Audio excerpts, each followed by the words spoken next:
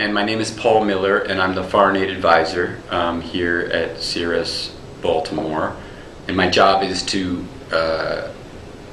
follow aid reform and aid effectiveness issues in Washington, to support our U.S. operations advocacy, particularly the legislative unit, as it works to try to influence decision makers on Capitol Hill, and support our executives as they also interface with Capitol Hill and the administration. And what I'd like to talk about briefly is some of the ways in which this new era of aid reform and aid effectiveness is affecting partnership, at least here at AID headquarters and at a place where we are trying to advocate on behalf of poverty-focused relief and development in ways that make development sustainable, and that also improves the capacity of our partners to continue their work.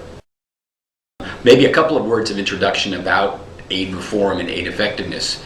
Many people may remember in the past 20 years, USAID had its staff reduced and had been in many ways become an organization that hired contractors in order to contract out. So in other words, it had little capacity or little autonomy compared to previous years in order to come up with its own policies, its own budget. And in many ways, there was the idea that there needed to be a rethink of the development enterprise within the U.S. government.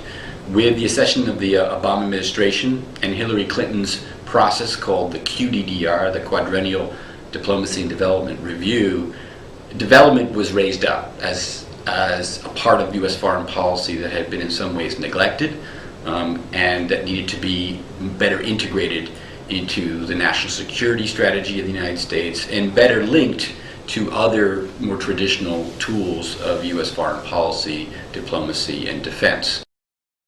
But along with the autonomy and the perhaps increased political power that AID had within the administration, and the more importance that development was given in U.S. foreign policy and national security, USAID came forward with a number of initiatives that they bundle under the term USAID Forward.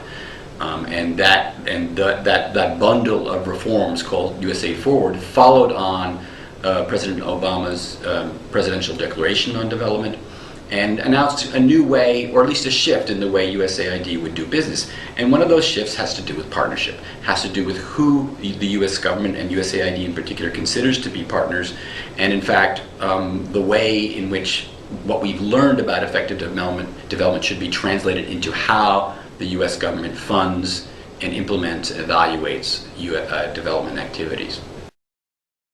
But as AID came up with its plan to innovate and to reform its way of doing business, partnership became an important issue, because country ownership depends on the country coming up with the design of the program and being fully involved. But who represents a country? The government, obviously, but also civil society. And in that perhaps shorthand, we can frame one of the challenges for USAID's approach to partnership in this new era, in this era of USAID Forward. On the one hand, the U.S. government and many other donors say we want to encourage country ownership, and in the past, governments have been bypassed, and so we need to include them more into the design and the implementation of programs. So in the sense, USAID was saying, and has now followed through and said, we're going to be funding governments more directly. So governments will be our partner.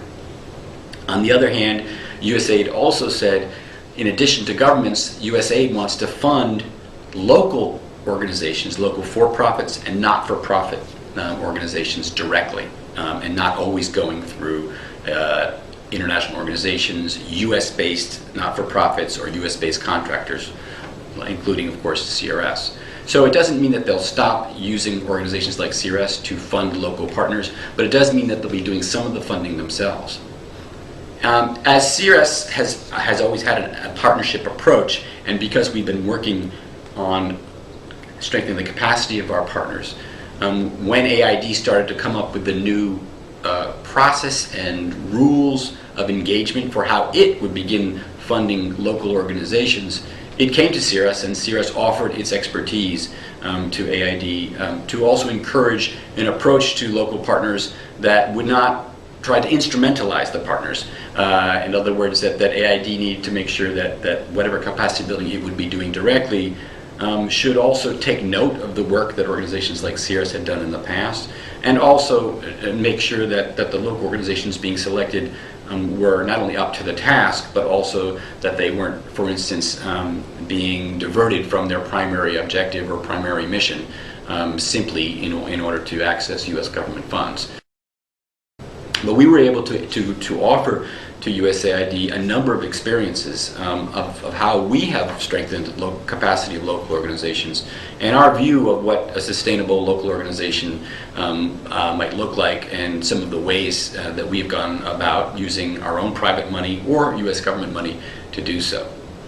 So I would say that we're in a very interesting moment now. We've contributed a little bit to AID's USAID Forward as it relates to designing a plan for building local capacity. We've also, with other organizations, entered into a dialogue with AID to say, while we certainly embrace the idea of USAID funding local capacity, we are concerned that the way that you go about doing that is going to be very important to its ultimate success.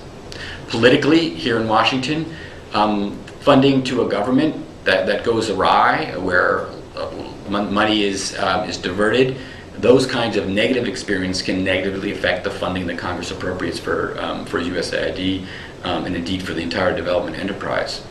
As I mentioned before, USAID funding local organizations directly, while in and of itself not necessarily a bad idea, might not make use of the experience or the skills and that organizations like CRS have had in developing decades-long relationships with some partners. And if you think about the way that CRS has worked with some of our Caritas church partners or others, in which over decades we've both built their capacity and gone through and responded to many crises from an emergency point of view, or ways of working in specific areas, whether it's microfinance, savings, internal lending communities, agriculture. So we're in a dialogue right now about how U.S. government goes about funding local organizations directly, and how they might also continue to use the experience of organizations like CRS. CRS embraces these principles of country ownership, but we have concerns about how it will be implemented.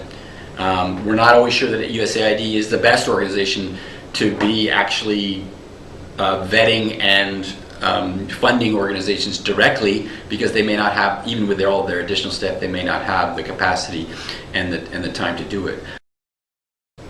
I also want to bring out the fact that country ownership that everyone embraces, that the role of the local government and local civil society need to be part of aid, design, and implementation. It is easier said than done. And we have asked USAID to open up its strategic planning process at the country level, this country development cooperation strategies. And we've asked to some of our country representatives, have you been contacted by AID? Have your partners been contacted by AID for this CDCS, this planning process? And at least in the first few ones, there was very little consultation. So we are concerned that if civil society doesn't get its foot in the door as AID plans its programs, local civil society, organizations like CRS that have had experience and that are connected to the local church or local civil society groups, local farmers associations, if we are not allowed to participate, if our local partners aren't, then that is not true country ownership. And this will undermine the effectiveness and the sustainability. So I do recommend that country programs inquire about when is their country strategy document going to be written. Ask the mission director or other officers at the mission, how can CRS or its partners be involved? Offer to organize a listening session with some local partners.